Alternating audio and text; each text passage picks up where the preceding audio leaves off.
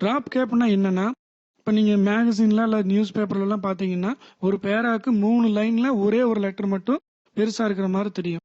அதுதான் ட்ராப் கேப்பாங்க. அதை பற்றி இப்போ பார்க்குறோம். அதுக்கு இந்த பேரா செலக்ட் பண்ணிக்கிங்க. Text menu drop cap click பண்ணீங்கன்னா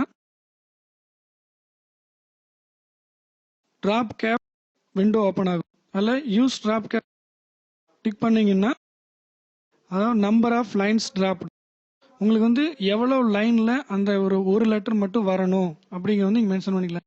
இப்போ நம்ம 3 லைன் கொடுத்துக்கலாம். இந்த 3 லைன் கொடுத்துட்டு ப்ரிவியூ கொடுத்தீங்கன்னா பி லெட்டர் மட்டும் பெருசாயிருக்கு, அந்த 3 லைனுக்கு அலைன் ஆயிருக்கு.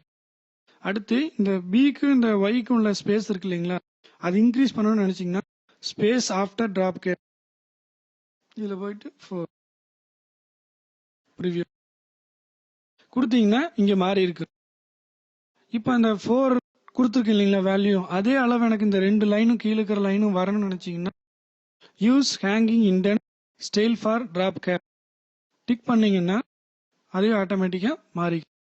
டிராப் கேப்பை பொறுத்த மட்டும் இவ்வளோதான்.